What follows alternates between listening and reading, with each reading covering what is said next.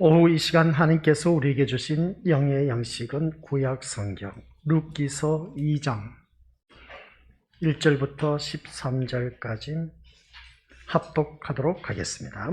나오미의 남편 엘리멜렉의 친족으로 유력한 자가 있으니 그의 이름은 보아스더라. 모압 여인 룻이 나오미에게 이르되 원하건대 내가 밭으로 가서 내가 누구에게 은혜를 입으며 그를 따라서 이삭을 주겠나이다 하니 나오미가 그에게 이르되 내 따라 갈지어다 하매 룻이 가서 베는 자를 따라 밭에서 이삭을 줍는데 우연히 엘리멜렉의 친족 보아스에게 속한 밭에 이르렀더라. 마침 보아스가 베들레헴에서부터 와서 베는 자들에게 이르되 여호와께서 너희와 함께 하시기를 원하노라 하니 그들이 대답하되 여호와께서 당신에게 복 주시기를 원하나이다 하니라. 보아스가 베는 자들을 거느린 사안에게 이르되 누구의 소녀냐 하니 베는 자를 거느린 사안이 대답하여 이르되 이는 나오미와 함께 모압 지방에서 돌아온 모압 소녀인데 그의 말이 나로 베는 자를 따라 단 사이에서 이삭을 줍게 하소서 하였고 아침부터 와서는 잠시 집에서 쉰 외에 지금까지 계속하는 중이니이다. 보아스가 룻에게 이르되 내 따라 들어라. 이삭을 주러 다른 밭으로 가지 말며 여기서 떠나지 말고 나의 소녀들과 함께 있으라. 그들이 베는 밭을 보고 그들을 따르리라. 내가 그 소년들에게 명령하여 너를 건드리지 말라 하였느니라. 목이 마르거든 그릇에 가서 소년들이 길러온 것을 마실지니라 하는지라. 룻이 엎드려 얼굴을 땅에 대고 절하며 그에게 이르되 나는 이방 여인이거늘 당신이 어찌하여 내게 은혜를 베푸시며 나를 돌보시나이까 하니 보아스가 그에게 대답하여 이르되 내 남편이 죽은 후로 내가 시어머니에게 행한 모든 것과 내 부모와 고국을 떠나 전에 알지 못하던 백성에게로 온 일이 내게 분명히 알려졌느니라. 여호와께서 내가 행한 일을 보답을 원하며 이스라엘의 하나님 여호와께서 그의 날개 아래에 보호를 받으러 내게 온전한 상 주시기를 원하노라 하는지라. 룻이 이르되 내 주여 내가 당신께 은혜 있기를 원하나이다. 나는 당신의 하녀 중에 하나와도 같이 못하오나 당신이 이 하녀를 위로하시고 마음을 기쁘게 하는 말씀을 하셨나이다 하니라. 아멘. 이 말씀은 하나님께서 하신 말씀을 통해서 주신 교훈의 제목 시작. 아버지 하나님, 오늘따라 우리가 하나님이 하시는 일을 볼 수 있도록 눈을 뜨게 하옵소서. 하나님이 하신 그 일을 보며 더욱더 은혜의 감동을 받아 하나님 영광된 삶을 살 수 있도록 성령 하나님께서 인도하여 주옵소서. 예수님의 이름으로 기도드립니다. 아멘. 오늘 우리가 읽은 본문 말씀은 너무나 잘 알고 있는 룻, 보아스, 그리고 나오미와 엘리멜렉 그의 또한 두 아들과 함께 모압 지역으로 이사 갔다가 흉년을 맞이해서 이제 다시금 돌아오는 그 모습을 보게 됩니다. 돌아왔을 때에 그 나오미는 며느리하고 들어왔던 것을 보게 된 것이죠. 그래서 이 말씀을 통해서 하나님 하신 일은 우리들의 생각이나 길과는 전혀 다른 하나님. 분명히 나오미의 가족은 모압 지방으로 갔을 때는 흉년이 들어서 이사를 갔을 때 그래도 먹고 살만해서 갔는데 아니다 다를까 그곳에 남편과 두 아들을 잃어버렸습니다. 우리들의 생각과 전혀 다른 그런 모습을 보게 된 것이죠. 우리들의 길과 완전히 다른 그런 길을 걸어갔던 나오미. 그래서 그 나오미가 실패로 인해서 이제 다시금 베들레헴으로 돌아오는 것을 보게 됩니다. 이 실패로 보이는 것이 우리는 실패로 보이지만 하나님 보시기에 그것을 성공으로 여겼다는 것을 알 수가 있습니다. 그래서 우리들의 삶이 살아가다 보면 실패할 수도 있고 성공할 수도 있는데 실패의 쓴맛을 보았을 때는 하나님께서 나를 위해서 더 큰 성공을 위해서 준비해 두셨다라는 걸 꼭 기억하시고, 우리 모두가 실패에 쓴 인생의 맛을 본 분이라면 이 기회를 통해서 다시금 하나님께서 나를 위해서 일하시는데 어떻게 일하고 계실까 한번 우리가 살펴보는 그런 귀한 시간 되시기를 주님의 이름으로 간절히 부탁을 드립니다. 나오미의 그 가족을 바라보았을 때, 그래서 나오미와 며느리만 돌아왔을 때의 그 모습 보면 참 처량하게 이루 말할 수가 없었습니다. 갈 때는 남편과 아들, 두 아들과 갔는데, 근데 돌아올 때 보니까 남편과 두 아들은 다 잃어버리고 며느리만 달랑 데리고 들어온 그의 모습, 참 처량하게 이루 말할 수 없는 그런 인생임을 보게 됩니다. 그래서 오늘 세 번째, 하나님이 하시는 일에 있어서 분명히 나오미의 그 가족을 바라보면 대를 잇는 사람은 다 끊어져 버렸습니다. 다 끊어졌는데, 그러나 그 대를 이어갈 사람이 어떤 사람인가 라는 것을 또 우리에게 교훈해 주고 있는 것을 보게 되는데, 세 번째 주제 같이 읽어보도록 하죠. 시작. 새로운 은혜의 중심이 되는 자를 세우심. 새로운 은혜의 중심이 되는 자를 세우신다 라는 말씀, 우리가 교회를 다니다 보면 그런 소리를 많이 듣습니다. 아주 열심히 헌신, 봉사, 충성하는 일꾼이 어느 한순간 나 이 교회에 못 다니겠다고, 다른 교회 가겠다고 이제 선포를 합니다. 저분 안 계시면 우리 교회 돌아가질 않는데, 저분 가시면 안 되는데 하면서 안타까워하는 그 모습을 우리가 경험하신 분들 있을 겁니다. 근데 우리 믿음의 것들, 그것은 언제든지 우리들의 생각이지 하나님의 생각은 그게 아니다라는 것. 그 사람이 가도 그 사람을 채울 수 있는 새로운 사람을 그곳에 심어 놓으셨다라는 말씀입니다. 그래서 오늘 이 말씀을 듣는 우리 모든 믿음의 식구들께서는 새로운 은혜의 중심이 되는 자를 세우시는데 이 자리에 앉아 계신 우리 권속들을 세우셨다라는 걸 꼭 명심하시길 바랍니다. 어떻게 보면 세상 일 모든 것 포기하시고 이 자리에 나와 앉아 있습니다. 그러면 세상 것을 포기했다면 포기한 것만큼 그 대가를 우리가 받아 누려야 되지 않겠느냐는 것이죠. 그래서 오늘 이 시간 우리 것들은 정말 탁월한 선택 잘 하셨습니다. 이 자리에 나오셨으니까 무엇인가 얻고 돌아갈 수 있는 그런 복된 자리가 되시기를 주님의 이름으로 간절히 축원드립니다. 그래서 새로운 은혜와 중심이 되는 그 자를 세우셨는데, 그 자가 바로 오늘 이 자리에 앉아 계신 우리 고수들이라는 것을 먼저 결론적으로 말씀드리고 우리 말씀을 들어가고자 하는 겁니다. 오늘 그래서 본문에 바라보면 남편 엘리멜렉을 대신할 존재가 등장하는 것을 알 수가 있는데, 1절 말씀 보니까 그렇습니다. 같이 읽어보죠. 시작. 나오미의 남편 엘리멜렉의 친족으로 유력한 자가 있으니 그의 이름은 보아스더라. 네, 여기서 보면 남편 엘리멜렉 대신 할 수 있는 그러한 자, 친족으로 유력한 자가 있는데 그의 이름은 누구더라? 보아스더라. 이 보아스를 유력한 자라고 하는 것은 보아스가 재물이 많은 사람이며 그 사회에서 영향력을 끼치고 있는 그러한 사람이라는 뜻을 갖고 있습니다. 고향에 돌아온 이 나오미와 그 나오미 이야기에서 그 보아스가 먼저 등장하는 것은 뭔가 중요한 의미가 있다는 것을 알 수가 있습니다. 그래서 룻은 뭐라고 했느냐? 룻기 4장 17절 말씀인데, 시작. 그의 이웃 여인들의 그에게 이름을 지어주되 나오미에게 아들이 태어났다 하여 그의 이름을 오벳이라 하였는데 그는 다윗의 아버지인 이새의 아버지였더라. 결론은 뭐냐? 다윗의 아버지 이새, 그러면 다윗의 그 손주였다. 그러면 다윗의 후손, 우리는 어느 누구든지 그 계보를 바라보면 다윗의 후손 예수 그리스도라고 그렇게 말하는 것을 신약 성경에 가서 보면 알 수가 있습니다. 그런 것처럼 다윗의 그 아버지인 이새의 아버지였더라 하는 것을 바라보았을 때에 이 보아스와 결혼하여서 아들을 낳았는데 그 아들을 두고 사람들이 외치는 말이었습니다. 분명 룻이 낳은 아들인데, 이 성경 본문 말씀 다시 보여주시기 바랍니다. 룻이 낳은 아들인데 나오미가 아들을 낳았다라고 말하는 것을 보게 됩니다. 이 말씀을 바라보았을 때 우리 믿음이 어떻게 생각하냐는 것이죠.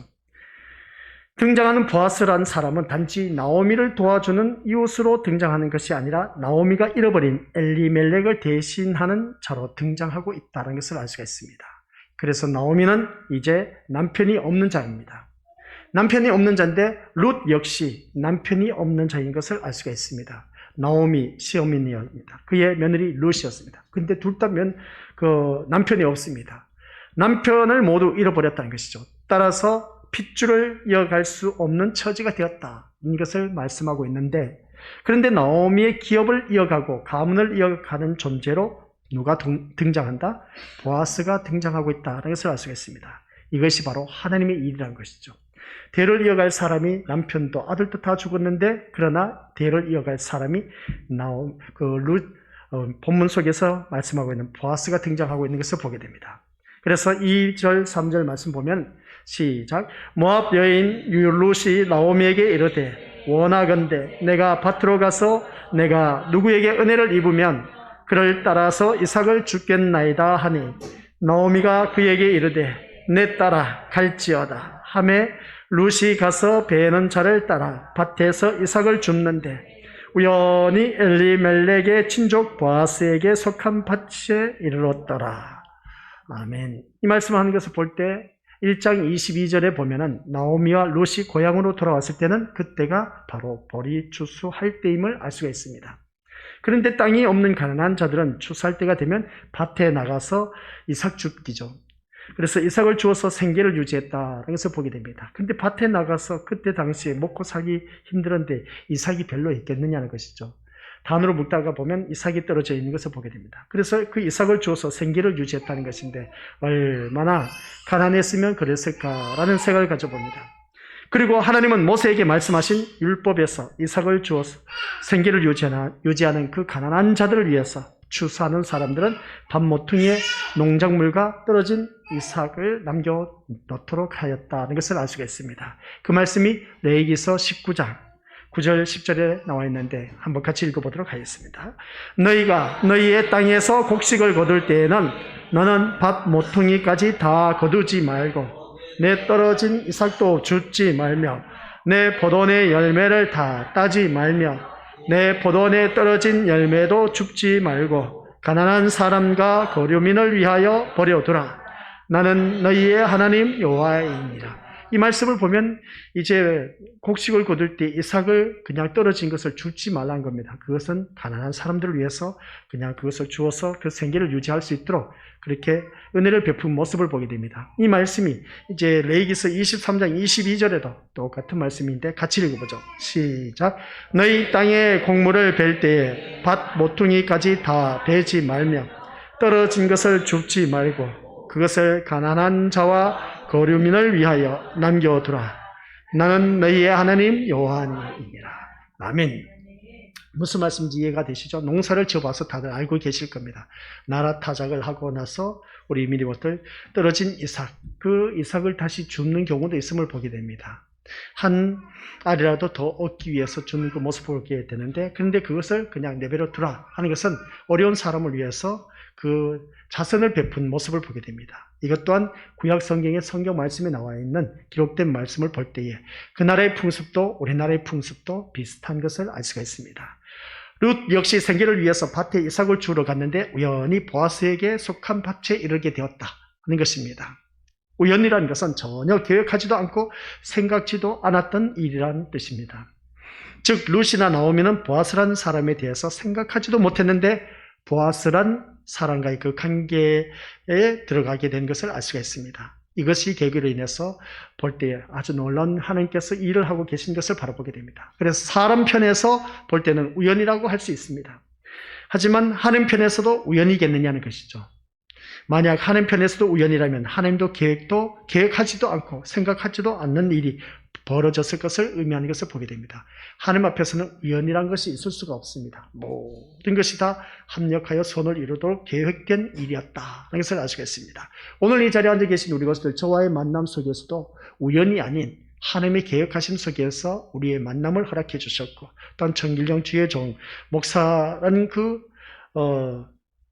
신분을 갖고, 또한 우리 믿음의 것들은 양떼의 신분을 갖고 오늘 이 자리에서 우리가 함께 영의 양식을 나누고 있습니다. 이것을 보면 어떻게 보면 우연이라 생각할 수도 있지만 우연이 결코 아니란 걸 꼭 명심하시고, 그래서 하나님께서 만남의 사람들마다 다 하나님께서 계획해 두셨다는 걸 꼭 기억하시기 바랍니다. 그러면 우리는 그러지 않습니까? 목사님, 그러면 악한 사람들 만나는 것도 하나님 계획하심에 있었을까요?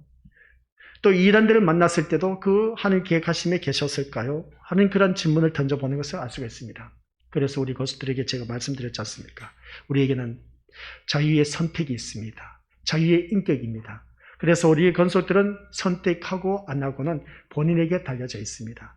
그래서 내가 어떤 것을 선택하느냐에 따라 그 선택에 대한 책임은 누구에게 있다? 바로 나에게 있다는 것이죠. 그래서 우리가 선택을 할 때는 우리 미리부터 내 기분 내키는 대로 선택하지 마시고 이에 타산을 따지면서 그게 선택하지 마시고 하나님 기준에서 선택하라는 것이죠. 하나님 같았으면 어느 것을 선택할 것인가? 그러면 하나님 자녀인 오늘 우리들 마음이 청결한 자는 하나님을 볼 것이라고 했습니다. 그 마음이 청결한 자는 어떤 사람이라고요? 오직 주님만 바라보는 그 사람. 그 사람이 마음이 청결한 사람이고 그 사람만이 하나님을 볼 수가 있다는 겁니다. 그 사람만이 하나님을 보니까 하나님 일을 우리가 알 수가 있다는 것이죠. 그러면 내가 하는 모든 일들마다 선택하는 데 있어서 내가 주인이 아닌 내 심령 속에 내주하고 계신 우리 주님께 물어보자는 겁니다. 그래서 주님 앞에 물어봤을 때에 그 사람은 하나님을 볼 수가 있습니다. 왜? 내 인생의 주인은 하나님이시라는 것을 그는 뿌리 깊게 아는 그 심령만큼만은 그 하나님 앞에 물을 수가 있다는 겁니다. 묻지 않고 이 일을 준행하게 되면 우리 미리부터 거기에 대한 책임은 고스란히 내가 져야 된다는 것. 그래서 우리가 일을 버려놓고 하나님 뒤치다거리나 해주세요 하고 주님 앞에 나와서 울고 불고 아이고 대고 살거니 못 살거니 하면서 그냥 눈물로 콧물로 기도하는 모습을 보게 되는데 우리는 이제 그런 어리석은 모습은 나타내지 말자는 겁니다. 내 인생의 주인은 주님이시라면 모든 삶의 선택에 있어서 주님 앞에 물어보라 는 말씀입니다. 그리고 물어봤을 때에 그 사람과의 관계 속에서 우리가 내가 어떤 것을 선택하느냐에 따라 달라진다고 했는 것처럼 내 인생의 주인은 주님이라면 기로의 선상 아주 중요한 대소사 문제를 결정 내릴 때에 주님께 물어보시길 바랍니다. 모든 문제 다 주님 앞에 물어보고 모든 일들을 선택하시길 바랍니다. 그러면 거기에 대한 책임은 우리 주님이 책임져 주신다는 것이죠. 그래서 우리에게는 우연이라는 것이 있을 수가 없습니다. 그래서 하나님께서 이 모든 일들을 준행해 나가신 데 있어서 하나님이 하시는 일이 사람들에게는 항상 우연이 되는 것으로 받아들여진다. 이것을 알 수가 있는데 그러나 그 배후에는 하나님이라는 필연이 자리하고 있음을 알 수가 있습니다. 그래서 하나님은 우리의 마음이 언제나 하나님 은혜 아래에 있도록 하시려고 일하신 그 모습을 보게 됩니다. 그래서 우리는 늘 하나님의 은혜 아래에 이르기를 그래서 우리가 지금까지 누려왔던 모든 시간, 모든 것들이 내가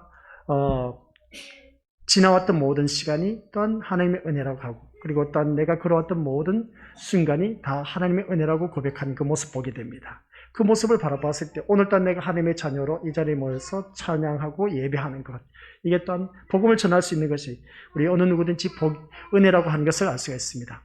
이 은혜의 자리에 나온 우리 것들은 이 자리에 나와서 선택을 하셨습니다. 얼마든지 이 오후 시간에는 자기가 하고 싶은 그런 일을 할 수가 있습니다. 근데 그 모든 것을 포기하고 이 자리에 나와서 앉아서 말씀을 듣고 있다는 자체는 뭔가 하나님께서 기뻐하시는 자리에 나와 앉아 있다는 겁니다. 그러면 우리 미리 보고서는 아주 탁월한 선택을 잘 하셨다는 것이죠. 그래서 우리는 모든 것이 다 하나님 은혜 아래 있도록 하시려고 일을 하고 계신다는 것. 그래서 우리는 거기에 순종을 하고 있다는 것이죠. 이제 가령 오전에 나오신 분들이 나오지 못했습니다. 이런저런 이유가 있을 겁니다. 그러나 하나님께서는 그 순종의 모습을 보고 우리를 기뻐하신다는 것을 꼭 명심하시기 바랍니다. 그래서 우리 새벽 기도 때 모든 기도의 제목은 첫 번째 하나님의 임재를 느낀 것, 또한 주의 종이 때묻지 않기를 기도하는 거고, 그다음 세 번째 모든 교회 식구들이 다 모든 예배 다 참석할 수 있는 것. 그것을 가지고 우리가 세 가지를 가지고 이제 더 많이 있을 겁니다. 하다 보면 더 많아지겠죠. 그래서 그것을 새벽 예배 나오시는 분들부터 우리가 기도하자는 겁니다. 모든 믿음의 심령들이 다 주님 앞에 나와서 찬양과 경배드린 그날 이 하나님이 얼마나 기뻐하실까라는 것입니다. 그래서 우리는 하나님 은혜 아래 살게 하기 위해서 모든 일을 계획하시고 합력하여 선을 이루어가고 계신다는 것을 다시 한 번 더 깨달으시기 바랍니다. 이미 앞서 말한 대로 나오미의 남편이 죽음으로 나오미의 그 족보는 끊어지게 되었습니다. 그런데 사장을 보니까 보아스로 인해서 끊어질 족보가 새롭게 이어져가고 있다는 겁니다. 그 족보는 다윗으로 이어지는 것이죠. 다윗이 누군지 다들 잘 알고 계실 겁니다. 다윗은 결국 예수님으로 이어지는 것이죠. 예수님의 족보에 이르게 된 것을 알 수가 있습니다. 그러므로 다윗과 예수님으로 이어지는 이 족보는 생명의 족보이다 라는 것을 알 수가 있는 것이죠. 오늘 이 자리에 앉아 계신 우리 것들이 바로 그 생명의 족보의 그 자리에 내가 한 자리를 하고 있다는 걸 꼭 명심하시길 바랍니다. 아니 남자들만 족보책에 오른데 아니요. 여자들도 족보책에 오른다는 사실. 그래서 그 족보책에 오른 것을 볼 때에 생명에 이르는 족보. 거기에 내가 한 자리를 하고 있다는 사실.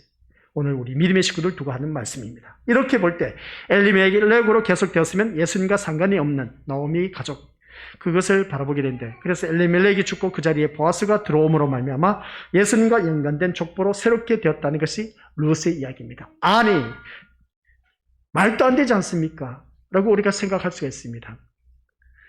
세상 윤리 도덕으로 따지고 보면 남편도 죽고 아들도 죽었습니다. 그러면 대를 이을 사람 전혀 없어요. 근데 나오미를 비롯해서 어떻습니까? 룻을 데리고 들어와서 룻이 그의 남편 보아스를 맞이했습니다. 그 보아스가 이새의 아버지가 바로 다윗의 아버지였는데, 그 다윗의 후손 예수 그리스도가 생명의 족보에 이르게 되었다. 전혀 우리가 그 대가 이어질 수 없는데 대가 이어졌다라는 사실, 이게 바로 기적이지 않습니까? 이게 바로 생명의 족보입니다. 우리가 하나님의 자녀로 어느 누구든지 나는 하나님 백성으로서 천국 갈 수 있다고 호언장담할 수 있는 사람 누가 있겠습니까? 누군가 나를 전도해서 내가 생명의 반열에 이르게 되어 예수 그리스도로 말미암아 천국 백성이 되었다는 것이죠. 그런 것처럼 오늘 우리 본문 말씀 속에서 말씀하는 것 또한 역시 이 보아스가 예수 그리스도의 족보에 오르게 되었다는 사실. 그래서 4장 이야기를 말씀드린 것은 하나님이 나오미를 인도해 가신 그 길을 먼저 말씀드리기 위해서 이 말씀을 하고 있습니다. 그러니까 하나님이 나오미를 어떻습니까? 인도해 가시는 길은 생명의 길이라는 것이죠. 그 생명의 길. 그래서 엘리멜렉으로 이어진 가문은 생명과는 상관없음을 보게 되는데, 그러나 흉년으로 인해서 하나님의 땅을 버리고 베들레헴, 하나님의 땅을 버리고 이방 모압 지역으로 몸을 의탁해서 엘리멜렉을 통해서 결국 생명과 상관이 없는 자로 끝나버릴 수밖에 없었던 나오미의 인생. 그런 나오미에게 엘리멜렉이 죽고 대신 그 자리에 보아스를 세우신 하나님의 일은 하나님이 무엇을 위해서 일하시는가를 오늘 우리에게 보여주고 있다는 것입니다. 그러니까 하나님은 자기 백성을 악으로부터 끊어버리고 항상 생명으로 새롭게 창조하시는 일을 하고 계신다라는 말씀입니다. 그래서 생명을 창조하시는 일을 하기 위해서 하나님께서 육의 것을 끊어버린다는 것이죠. 어떻게 보면 참 잔인한 하나님이다 라고 생각할 수가 있습니다. 남편 두 아들을 잃게 했습니다. 근데 전혀 친족 보아스를 통해서 그 대를 잃게 하신 그 모습 보면 이것은 사람의 일로 따지면 있을 수 없는 일. 우리가 그러지 않습니까? 어제 그 강내우 지휘자를 바라보니까 입양 4명을 두었다고 합니다. 입양아를 4명을 두어서 자녀를 키우고 있다는데, 그 모습 보면 자기 피가 섞이지도 않았습니다. 근데 그 자기 피가 섞이지 않는 그 자녀를 4명씩이나 입양해서 키운다는 것은 요즘 아이들 1명 키우기도 힘든데 4명씩이나 입양해서 키운다. 이거 진짜 힘든 일입니다. 그런 그 모습을 바라봤을 때 내 피도 전혀 섞이지 않는데 나 몰라라 할 수 있는 그 아이들을 거둬들여서 4명씩이나 키우는 그 모습 보면 참 대단한 믿음을 갖고 있다고 해도 과언이 아닌 것을 보게 됩니다. 바로 이겁니다. 분명히 내 씨로 말미암아 낳은 자녀가 내 자녀인데, 근데 내 씨도 아닌 내 피로 섞이지 않는 그 자녀를 내 자녀로 삼는다? 이건 있을 수 없는 일입니다. 근데 그 일을 이미 하나님께서는 보아스를 통해서 우리에게 보여주셨다는 것을 알 수가 있습니다. 우리는 하나님의 씨가 될 수가 없습니다. 하나님의 씨가 될 수가 없는데도 불구하고, 하나님의 기업을 이을 자가 될 수가 없음에도 불구하고 우리를 하나님의 기업을 이어받을 그러한 자로 우리를 세워주셨다는 겁니다. 이제 2장 14절부터 이제 말씀 들어가 보면 23절까지 하나님의 기업을 이을 자라는 제목으로 이제 또 하나님 말씀을 들을 겁니다. 하나님의 기업을 이을 자가 우리가 어떻게 살아가야 될 것인가 말씀을 하고 있는데, 오늘은 그러기 전 하나님께서 우리에게 주신 이 말씀을 통해서 생명으로 새롭게 창조하신 일에 오늘 우리가 그 자리에 말씀 세 번째 주제, 새로운 은혜의 중심이 되는 자를 세우셨다라고 했는데, 새로운 은혜의 중심이 되는 그 자리가 어느 자리냐면은 바로 생명을 이어갈 수 있는 그 자리. 그 자리에 우리를 세우셨다는 겁니다. 이것을 염두에 두고 이 말씀을 들으셔야 좀 이해가 되리라 봅니다. 그래서 하나님은 저와 우리 믿음의 것들 오직 생명으로 인도하시기를 원하신다는 것을 꼭 명심하시길 바랍니다. 우리 믿음의 것들 세상에서 출세하기 위해서 이 자리에 불러 모으신 것이 아니라 생명으로 인도하시기 위해서 우리를 불러 모으셨다는 겁니다. 그러면 생명, 다들 살아있는데 목사님은 그런 이 자리에 나오지 않은 불신자들 다 살아있지 않습니까? 맞는 말씀입니다. 육의 그 생명은 죽고 나면 끊어져서 지옥에 떨어지지만 우리가 말하는 이 생명은 영원한 천국에 이르는, 영생에 이르는 생명을 말씀하고 있습니다. 그래서 그 자리에, 그래서 은혜의 중심이 되는 자리에 우리를 세워서 그 생명을 계속해서 이어가게 하기 위해서 오늘 이 자리에 우리를 앉혀 놓으셨다는 겁니다. 그러면 나를 통해서 누군가 하나님을 알지 못하는 그 죽었던 영혼들을 우리가 이끌어와야 할 그런 책임, 사명이 있다는 겁니다. 그 사명, 그래서 우리가 하나님의 부르심을 받은 자가 사명을 감당한다. 소명 그리고 사명 했을 때 그저께 그 간증하신 분의 말씀 제목이었죠.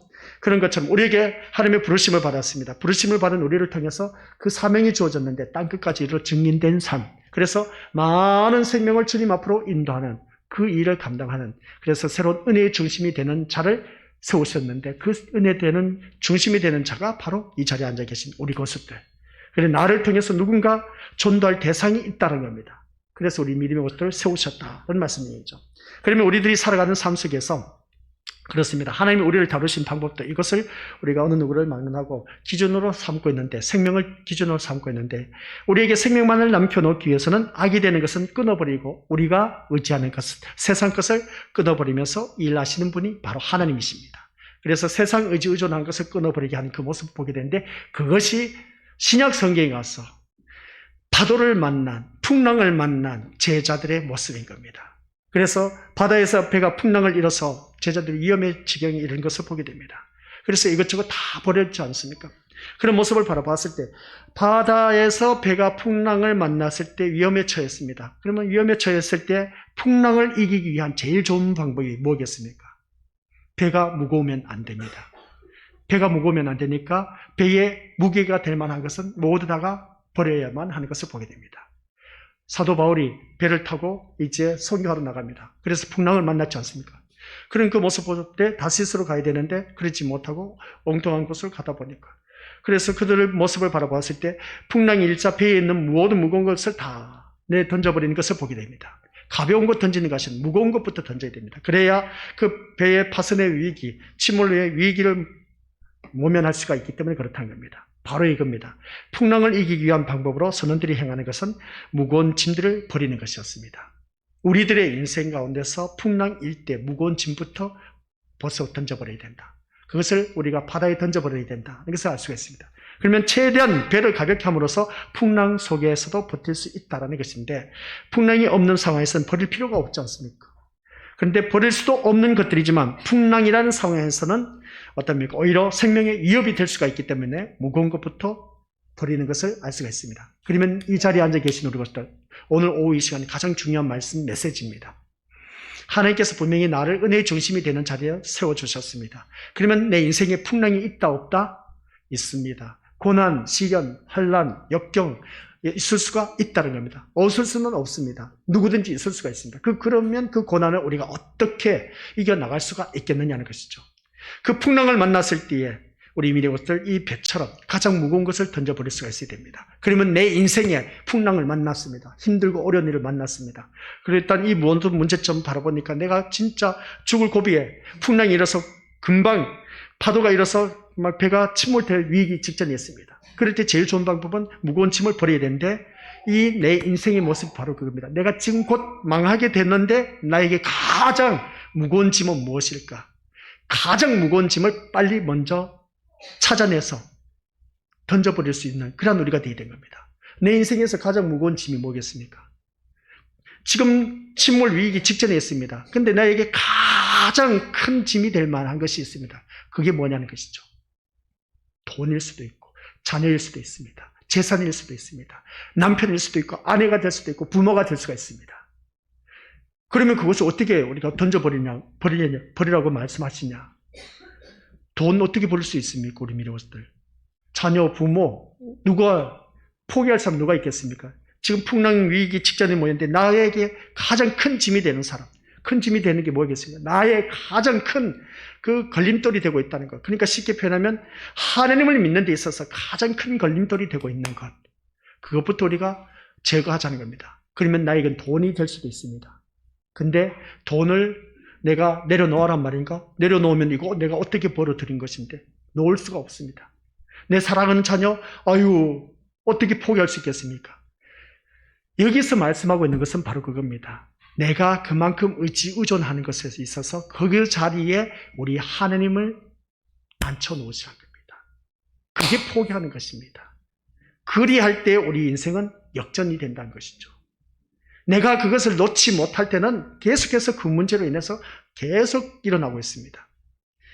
어느 순간 잠잠해지는가 싶었더니 또다시 문제를 일으키고 있어요. 누가? 자녀면 자녀가 또 다른 문제를 일으키고 있습니다. 돈이면 또 돈으로 인해서 내 인생에 계속해서 문제점을 일으키고 있음을 보게 됩니다. 그게 바로 풍랑이 일었을 때 나에게 주어진 무거운 짐입니다. 나에게 지금 직면하고 있는 그 가장 큰 짐 하면 머리에 떠오를 것입니다. 그것을 빨리 내려놓으라는 것이죠. 그것을 빨리 바다에서 어떻습니까? 던져버려야 된다는 것입니다. 바다가 세상을 향해 던져버리라는 것이죠. 그러면 우리 미래모습들 나에게 그것은 무엇이냐? 그것을 빨리 찾아내서 우리가 내려놓을 때에 그 배는 안전하게 또한 갈 수가 있다는 것인데 그게 힘든 겁니다. 그래서 우리가 이 세상에서 살아가는 것을 곰곰이 생각해 보면 우리 지금 풍랑을 만난 처지와 같다는 겁니다. 세상에서 풍랑을 보지 못한다면 그분은 뭔가 다른 생각을 가지고 세상을 보고 있다라는 말씀을 드릴 수밖에 없습니다. 하늘의 생명을 마음에 두고 있는 우리들, 세상을 보는 것이 아니기 때문에 세상 것들이 좋을 수밖에 없습니다. 근데 우리는 자꾸만 왜 세상이 좋아 보이는지 몰라. 근데 자꾸만 그 세상을 보고 내 믿음에 비교를 하고 있습니다. 김은호 목사님이 간증을 하는 것을 제가 들었습니다. 그 김은호 목사님 간증하는 것이 뭐냐라고 했을 때에 사람이 가장 신앙 척도의 기준이 될 수 있는 것이 뭐냐? 라고 했을 때에 그 나오는 주영훈 그 아나운서를 비롯해서 앵커를 물어봤습니다. 이런저런 말을 합니다. 그 중에 한 사람이 돈, 그렇게 말합니다. 바로 그겁니다. 사람이 물질의 가장 척도의 기준이 된다. 그리고 우리 세상에서도 그러지 않습니까? 물질을 많이 갖고 있느냐 적게 갖고 있느냐, 저 사람 하면서 그 척도의 기준은 돈 많으냐 적으냐 그겁니다. 교회에 다니는 사람마저도 그것을 두고 있다는 겁니다.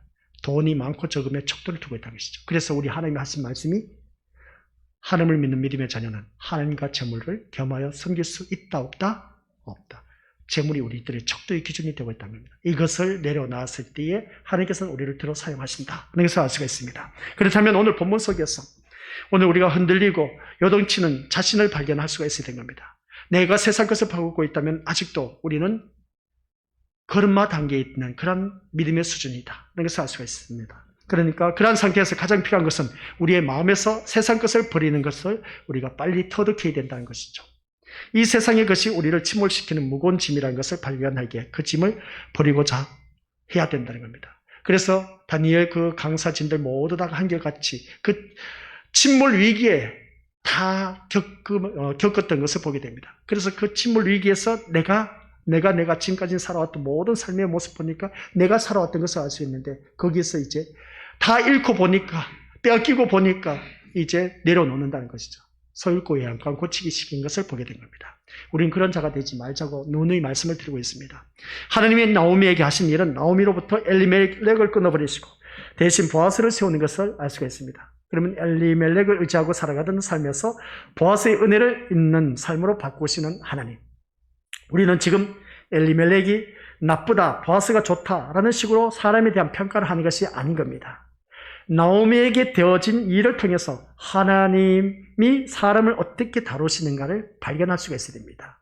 하나님이 나오미를 통해서 어떻게 다루시고 계신지. 이렇게 볼 때 엘리멜렉에게서는 흉년 때문에 하나님 땅을 버리는 그런 남편이었습니다. 즉 자기 목숨을 위해서 약속을 버리는 인간의 모습을 발견할 수가 있다는 것이죠. 나오미는 애당초 그런 남편을 의지하고 살아왔습니다. 그렇기 때문에 남편과 함께 고향을 떠난 것이고 이런 나오미에게 엘리멜렉 대신 보아스를 세우신 이 말씀에서 우리는 사람이 세상을 무엇으로 살아가야 하는 것을 찾아볼 수가 있다는 겁니다. 그래서 룻은 보아스 밭에서 이삭을 줍게 되고 보아스가 그것을 목격하게 되는데 룻이 누구인가를 알게 된 보아스는 룻에게 다른 밭으로 가지 말라고 자기 밭에서 이삭을 줍도록 하는 것을 보게 됩니다. 그것뿐만이 아니라 남자들에게 룻을 건드리지 못하도록 하고 소년들이 길어온 물을 마시게 하는 것을 보게 됩니다. 그러니까 보아스 자기 밭에 와서 이삭을 줍는 여인이 바로 룻이었는데 목이 마를 수 있으니까 소년들이 물 길어온 것을 마시게 하라고 하면서 최대한 그 여인에게 은혜를 베푼 모습을 보게 됩니다. 그래서 10절의 말씀 보니까 같이 읽어보죠. 시작. 룻이 엎드려 얼굴을 땅에 대고 절하며 그에게 이르되 나는 이방 여인이거늘 당신이 어찌하여 내게 은혜를 베푸시며 나를 돌보시나이까 라고 말하는 것을 볼 수 있습니다. 자신은 이방 여인으로 보아스가 베푼 은혜를 감당할 수 없다. 여기서 또 귀한 은혜가 나옵니다. 내가 감당할 수 없는 은혜를 그 보아스로부터 내가 받고 있다는 것을 말씀하고 있음을 보게 됩니다. 이에 대해서 보아스의 말은 어떤 말이냐? 11, 12절 말씀 보니까 시작. 나는 당신 남편이 죽은 뒤에 당신이 시어머니에게 한 일을 들었소. 또 당신이 당신 부모와 당신 나라를 떠나 아는 사람 하나 없는 이 나라로 온 것도 다 알고 있어. 여호와께서 당신이 한 일을 갚아주실 것이요 작은 새가 자기 어미 날개 아래로 피하듯이 당신이 여호와께 왔으니 이스라엘의 주 하나님께서 당신에게 넉넉히 갚아주실 것이요. 보아스가 룻에게 이렇게 말하고 있습니다. 그래서 보아스는 뭡니까? 부모와 고국을 떠나서 알지 못하는 백성에게 온 이를 어떻습니까? 이스라엘 하나님 여호와의 날개 아래 보호를 받으러 온 것으로 말하고 있음을 보게 됩니다. 이스라엘 날개 아래, 그러니까 하나님의 날개, 여호와의 날개 아래 보호를 받으러 왔다 너는. 그렇게 말하고 있습니다. 이런 너에게 넉넉히 갚아주시기를 원한다라고 말씀한 것을 볼 때 그것은 바로 보아스의 은혜 아래 거하게 하는 것이 아니겠느냐는 것입니다. 남편의 보호 아래 살아가던 사람이 이제 여호와의 날개 아래 거하기 위해서 여호와께로 돌아옴으로써 여호와께서 그 은혜 아래 거하게 하신다는 것입니다. 이것이 하나님의 생각이고 하나님의 높으신 길이다는 것을 알 수가 있는 것이죠. 그러면 이 말씀을 볼 때 우리 믿음의 것들 내가 누구의 보호 아래에 사느냐가 참 중요한 겁니다.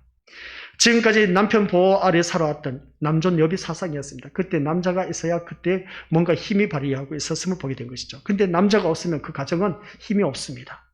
근데 그 세상 남편을 의지했던 것에서 이제 하나님을 보호 아래에 살아갈 수 있도록 그 은혜를 베풀어 주신 이 모습.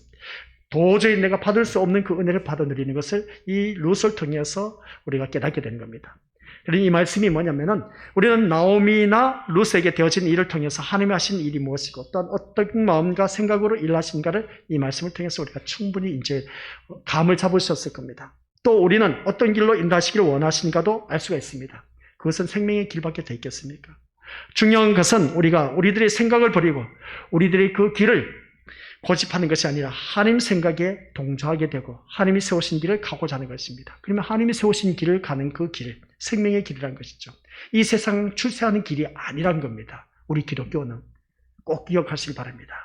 이 마음이 없다면 우리는 하나님이 하시는 일에 대해 도저히 알 수도 없고 이해도 안 된다는 것이죠. 오늘 오전 말씀처럼 마음이 청결한 자 하나님을 본다고 했는데 그 마음이 청결한 자는 다른 것이 아니라 오직 내 마음 중심은 하나님밖에 없고 하나님만 바라보는 그 사람만이 우리가 하나님을 볼 수가 있다는 겁니다. 그래서 항상 하나님 일에 대해서 우리가 이 세상 일이 안 되었을 때 원망 불평할 수밖에 없습니다. 세상 것을 생각하다 보니까 이것은 세상 사람들이 살아가는 삶의 모습인데 오늘 나의 모습이 그렇게 되어서는 안 된다는 것입니다. 물론 하나님이 하시는 일로 인해서 우리는 고통과 어려움을 괴로움을 겪을 수가 있습니다. 많은 어려움. 우리 믿음의 선조들 바라보면 얼마나 많은 어려움, 괴로움, 고통 속에서 살아간지 우리가 다들 보아서 알고 있습니다. 그래서 이 나오미와 룻 역시 하나님의 일로 인해서 말할 수 없는 괴로움을 겪지 않을 수가 없었습니다. 오히려 오죽하면 나오미가 자신을 환영하는 고향 사람들에게 왔을 때 나를 나오미라 하지 말고 마라라 하라고 한 이유를 들어보았지 않습니까?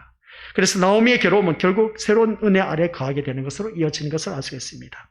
오늘 이 자리에 앉아 계신 우리 것들, 우리의 괴로움은 무엇이냐는 것입니다.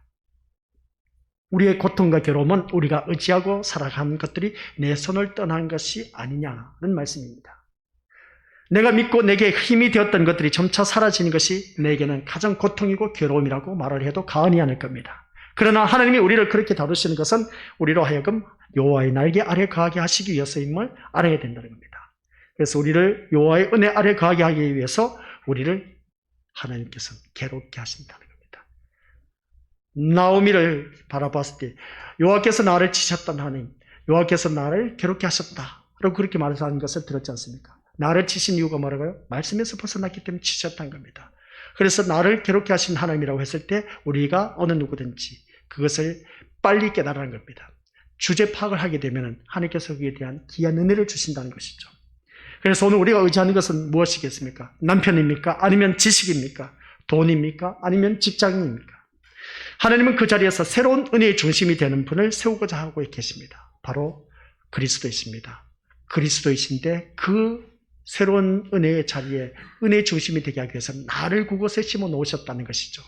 그러면 나를 그곳에 심어놨다면 나는 그리스도의 몸을 이루고 있는 지체이기 때문에 그곳에서 그리스도의 삶을 살아가야 된다는 겁니다. 이 세상의 것은 결코 생명이 아니란 것이죠. 그 어떤 것도 우리를 생명으로 인도하지 못합니다. 이 세상 것은 한계가 있습니다. 이 세상 죽고 나면 다 필요가 없습니다. 하늘의 생명을 생각한다면 우리에게 정말 중요한 것은 바로 그리스도의 은혜의 자리입니다. 그렇기 때문에 여호와의 날개 그 아래 거하고자 하는 자는 오직 하늘의 생명에 마음에 두고 또한 그런 모습으로 살아간다라고 말을 할 수가 있습니다. 생명을 소망하고 사는 사람이 그리스도 은혜 아래 거하는 것에서 마음이 멀어질 수가 있습니다. 마음이 멀어질 수가 없다는 것이죠. 그러니까 생명을 소망하고 있는 사람은 세상 것과 멀어지지만 그러나 그리스도의 은혜 아래 우리가 늘 가까워질 수가 있다는 것을 알 수가 있습니다. 생명은 오직 그리스도의 은혜 아래에서만이 주어지는 것을 알아야 된다는 그런 말씀의 내용입니다. 하나님은 우리의 마음이 항상 이 세상이 아닌 하나님의 은혜 아래에 있도록 하시기 위해서 일하시는 것이다 라는 걸 꼭 기억하시길 바랍니다. 그래서 우리 모든 믿음의 식구들 다 하나님 은혜 아래 있게 하기 위해서 우리를 괴롭게 하셔서 우리의 마음을 돌리게 하십니다.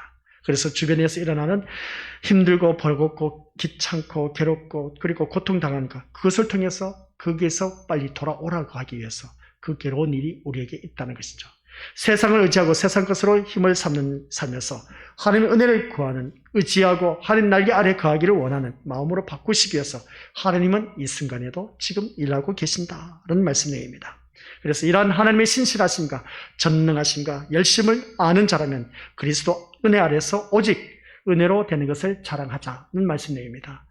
그래서 마지막 결론의 말씀은 괴로움이 있을 때마다, 고통이 있을 때, 원하는 대로 일이 되지 않을 때, 그래서 낙심과 절망이 있고 원망과 불평이 우리들의 마음을 사로잡을 때 하나님이 자기 백성을 어떻게 다루시는가를 한번 생각해 보시기 바랍니다. 옆에 사람이 힘들고 어렵고 괴로움과 고통, 그런 낙심과 절망에 빠져 있습니다. 하나님이 그 사람을 바라보고 어떤 일을 하고 계신지 그것을 보자는 겁니다. 그게 바로 하나님을 보는 사람입니다. 하나님의 생각과 하나님의 길도 우리가 원하고 생각하는 것과 같은가에 대해서 한번 생각해 보자는 것이죠. 우리의 생각과 길은 완전히 다르다고 했습니다. 하는 것과. 하나님이 우리에게 주시고자 하는 것이 무엇인지를 깊이 묵상하시길 바라고, 그럴 때마다 우리는 캄캄한 절망 속에서 빛을 발견하게 될 것입니다. 그러면 비록 처음에는 희미하고 의심이 가는 빛이라 할지라도 하나님을 알아가면 갈수록 빛은 더욱더 선명하고 강하게 우리의 마음을 비칠 것입니다. 그리고 그리스도가 우리의 모든 것이 되심을 분명하게 깨닫게 된 겁니다. 그러면 오늘 오전 말씀과 똑같은 말씀입니다. 결론은 마음이 청결한 자는 하나님을 본다고 했는데 그 마음이 청결한 자는 누구밖에 없다? 내 마음 중심에 오직 예수님만이 있는 사람, 그 사람만이 하나님을 볼 수가 있다고 했습니다. 그랬더니 내가 실패한 그 모든 것에서 아하, 하나님이 이 계획을 하기 위해서 이런 일을 하셨구나 했을 때 그게 바로 하나님을 본 자. 그러면 오후 이 시간에도 그렇습니다. 하나님께서 우리의 모든 것이 힘들고 어렵게 하는 이 모든 것을 통해서 하나님께서 어떻습니까? 그 실패의 자리로 이끌게 하신 것은 하나님이 어떤 분이신가를 알게 하신 분. 그래서 하나님을 아는 우리들은 그 빛된 자리에 나오게 되는 것을 알 수가 있습니다. 그럴 때 우리에게 실패로 여겨졌던 그 삶에서 돌이켜서 이제는 주님 안으로 돌아오는 것을 바라볼 수가 있습니다. 그래서 우리에게 주어진 실패는 절대로 실패라고 말할 수가 없습니다. 그 실패를 통해서 하나님은 성공을 이끌어가고 계신다는 말씀이죠. 그래서 하나님의 일하심의 모습은 성공입니다. 하나님은 오늘 또 이 성공을 만들어내기 위해서 일하고 계신다는 것이죠. 오늘 이 자리에 앉아 계신 우리 것들을 위해서 새로운 은혜의 중심이 되게 하는 그 자로 세우기 위해서 우리들의 인생을 쓴맛을 보게 하고 있습니다. 고통 가운데 그 하나님께서 괴롭게 하고 계십니다. 시련 당하게 하고 어떤 모든 것에서 엄청난 일들이 우리 눈앞이 캄캄한 일들이 펼쳐지는 그런 일들이 있음을 보게 됩니다. 그것은 다른 것이 아니라 은혜의 중심의 자리에 세우기 위해서 오늘 나를 부르셨고 그 일을 이루어 나가신 그 하나님을 우리가 바라볼 수 있는 사람이 하나님을 볼 수가 있습니다. 그것은 오직 내 마음 중심에 생명의 길로 인도하신 예수님만이 나의 주인으로 섬기는 자에게만 가능하다는 것을 꼭 기억하시고 새로운 은혜와 중심이 되는 그 자를 오늘 우리 믿음의 식구들을 불러 세우셨다는 사실, 그래서 모든 삶 속에서 승리하시기를, 주님이 나의 백그라운드에서 나의 실패는 실패가 아니고 오히려 성공이라는 걸 기억하면서 그 주님을 바라보는 저와 우리 고수들이 되어서 모든 사람에게 생명으로 이끌 수 있는 진리의 생명이 될 수 있는 우리 고수들이 되시기를 주님의 이름으로 간절히 축원드립니다. 아버지 하나님 은혜 감사드립니다. 나오미의 인생은 실패의 실패였습니다. 그러나 그 실패가 실패라 말할 수가 없고 오히려 성공이었다는 것, 생명으로 이끄는 귀한 그 은혜의 자리의 중심이 되도록 보아스를 대신하게 하신 그 모습을 볼 때에 오늘 이 자리에 머리 숙인 우리 귀한 믿음의 심령들에게 오늘 또한 하나님을 믿는 믿음의 자녀들에게 은혜의 중심이 되는 자로 나를 세우셔서 많은 생명의 길로 이끌기 위해서 그 자리에 나를 세우셨다는 것을 잊지 말게 하옵소서. 그러한 우리들에게는 내 마음의 중심에 오직 예수 그리스도가 주인이 되어야 된다라는 걸 꼭 기억하게 하옵시고 깨닫게 하옵시고 삶 속에서 내 마음의 주인은 예수님이시다. 그 예수님 앞에 모든 것을 물어보며 일을 준행해 나갈 때 많은 생명을 이끌 수 있는 주님의 지상명령 땅끝까지 이르러 증인된 삶을 살아가게 하옵소서. 예수님의 이름으로 기도드립니다. 아멘.